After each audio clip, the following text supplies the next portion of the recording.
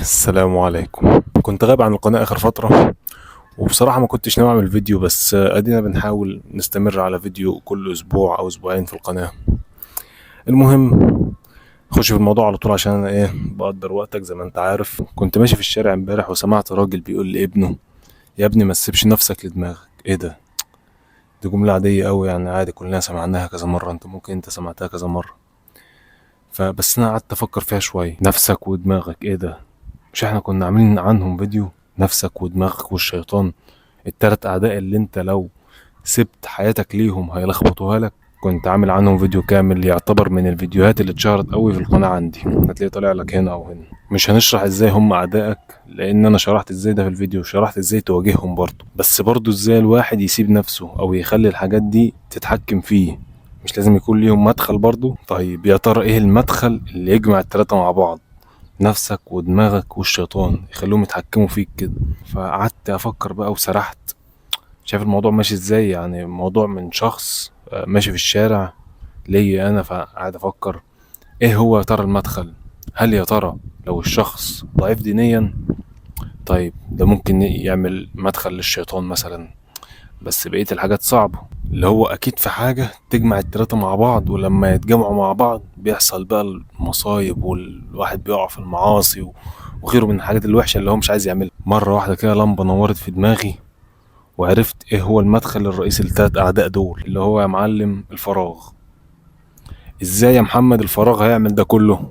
عد معايا بقى، عد معايا. واحد، لو أنا فاضي هقعد أفكر في الماضي وأقول يا ريتني عملت، يا ريتني سويت، والشيطان هيدخل ونفسي لوامة هتبدأ تشتغل ودماغي هتبدأ تأنبني، وهدخل بقى في نوبات اكتئاب وغيره من الحاجات الوحشة اللي أنا مش عايز أفكر فيها. هدخل في دوامة الماضي وهزعل وهكتئب، والشيطان عايزك تعمل كده، والشيطان عايزك تبقى زعلان على طول. دي أول حاجة. رقم اتنين، لو أنا فاضي وعندي فراغ هقعد أفكر في المستقبل، وهيحصل إيه في المستقبل، والشيطان بقى هيدخل في دماغي ويقعد يلعب براحته، ودماغي هتشتغل وأقعد أفكر في المستقبل، وهبدأ أخاف من أي خطوة أو قرار أنا ممكن أخده بعدين، وهفضل على طول قلقان. رقم تلاتة، لو انت عندك فراغ او فاضي وما عملتش الاتنين اللي فاتوا، ما فكرتش في الماضي، ما فكرتش في المستقبل، هتفكر في الحاضر وهتنغمس في الشهوات بتاعت الحاضر وهتقع فيها. يا نهار ابيض، يعني الفراغ هيعمل ده كله واكتر من كده كمان لو انت فتحت الباب للتلات اعداء دول. نغير المفهوم بقى ونقول الفراغ هو عدو الانسان الاول، اللي هو انت لو ما عرفتش تهزمه في الاول مش هتعرف تهزم الاعداء اللي بعده، نفسك ودماغك والشيطان. الموضوع عامل مثلا لو انت قاعد في بيت وقافل الباب على نفسك، واللي مستنيك بره البيت التلات اعداء اللي انت مش عايزهم يدخلوا البيت او يدخلوا مثلا يأذوك، نفسك والشيطان ودماغك.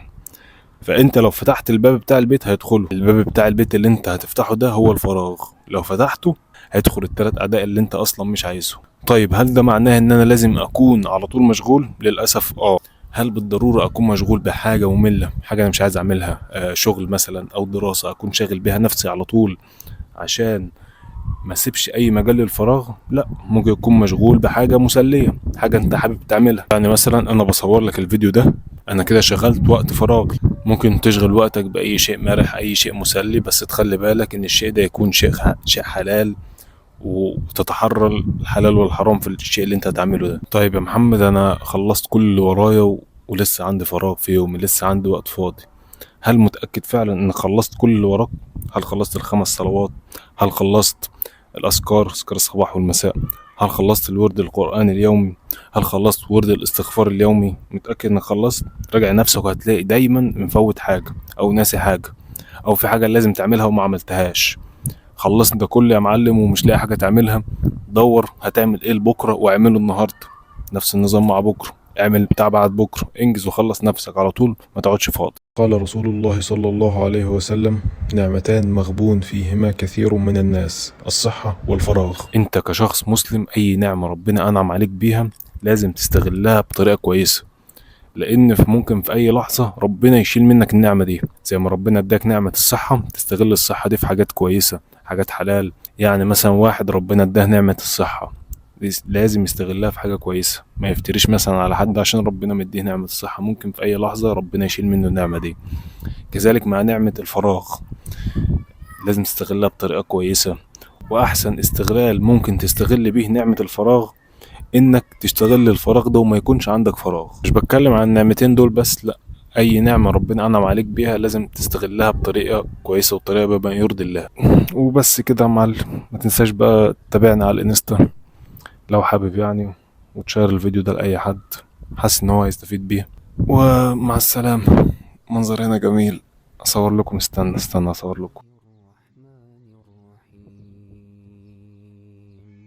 حميم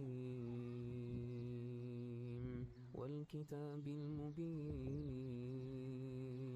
إنا أنزلناه في ليلة مباركة إنا كنا منذرين فيها يفرق كل أمر حكيم.